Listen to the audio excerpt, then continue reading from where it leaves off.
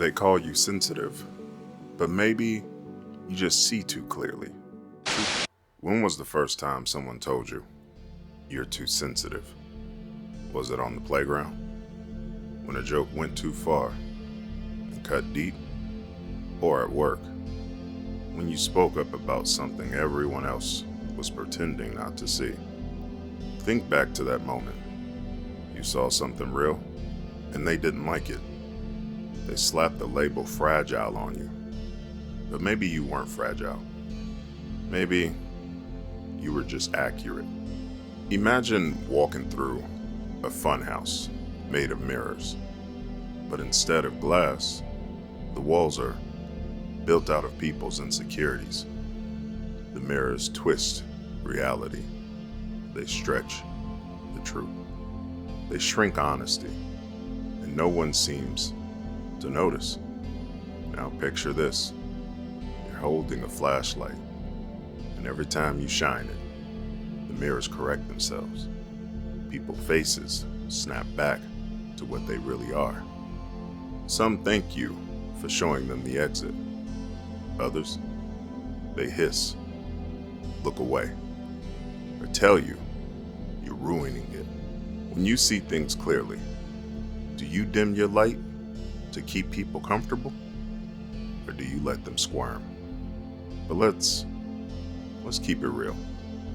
At work, you notice someone stealing credit for a coworker's idea. You call it out. The room goes cold, not because you're wrong, but because you told the truth out loud. And in dating, your partner sighs every time you win. You feel the jealousy. You mention it. And what do they say? You're reading too much into it. And in family, someone makes jokes about your life. You call out the passive aggression, and then suddenly, you're the problem. You're not too sensitive. You're just awake and aware. You're the smoke alarm, and they're addicted to candles. Of course they'll call you annoying. They'd rather burn in peace than face the fire. Here's a science fact. When people hear something that challenges what they believe, it lights up the brain's error detection system.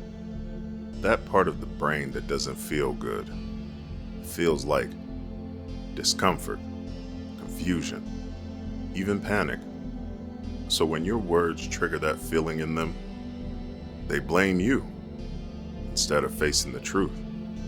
And that in translation is, you're not too sensitive. You just made it harder for me to lie to myself. How many of your relationships can survive unfiltered honesty?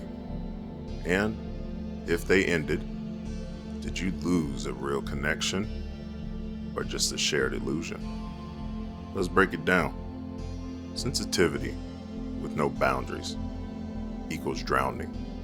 Clarity with boundaries, that equals power. Imagine a surgeon. They feel pain too, but they still make the cut because healing demands it. That's what emotional clarity is. It's knowing when to feel and when to move. I'll tell you what, try this. Think of a time when you felt too much. Ask yourself, what did I actually see? Was it pain or data? Knowing the difference makes you a strategist, not a victim.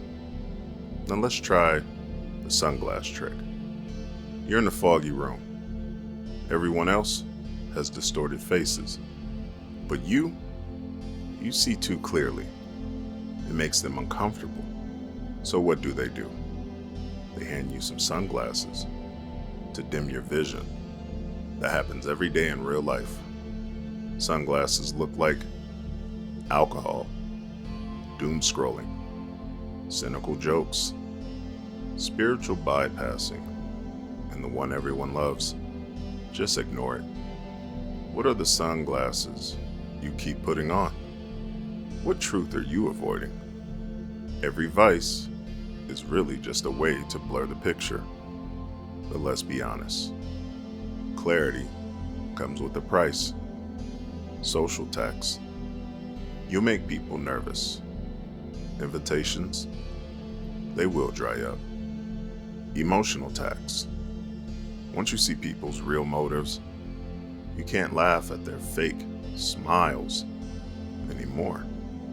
Existential tax. When you really see the broken systems around you, it's hard to pretend everything's fine. But what's the cost of not seeing?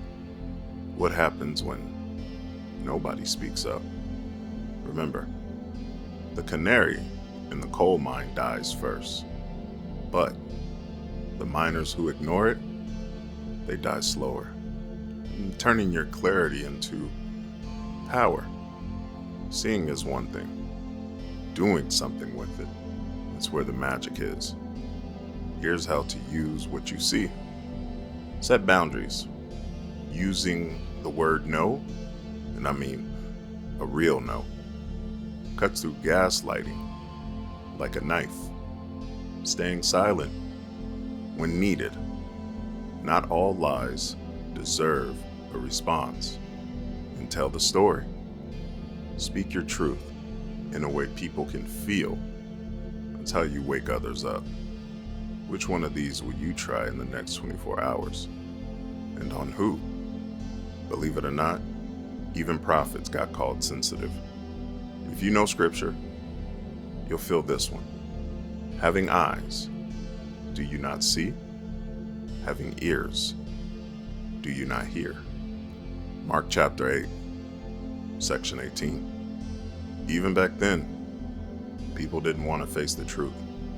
So, if they called Jesus too much, of course they'll say that about you. You're not broken, you're just awake. And this is for the seers, the canaries, and the misunderstood. If you've ever been called dramatic for catching the shift in a person's tone before they explode, if you've ever held your tongue to avoid rocking the boat, if you've ever choked down the truth just to keep the peace, this is your reminder. Stop apologizing for what you see. Stop dimming the light. Some people aren't afraid of your emotion. They're afraid of your clarity. So I'll ask you, when were you called too sensitive? But you were actually right. What truth did you uncover? And what did it cost you? And more importantly, what did it save you? And if this is something that resonated with you, share it with someone who keeps apologizing for seeing too much in a world addicted to pretending. Because sensitivity isn't weakness. It's the early warning system of evolution. Keep your eyes open, keep them sharp, and let them call it whatever they want. While you walk forward, eyes clear, heart strong.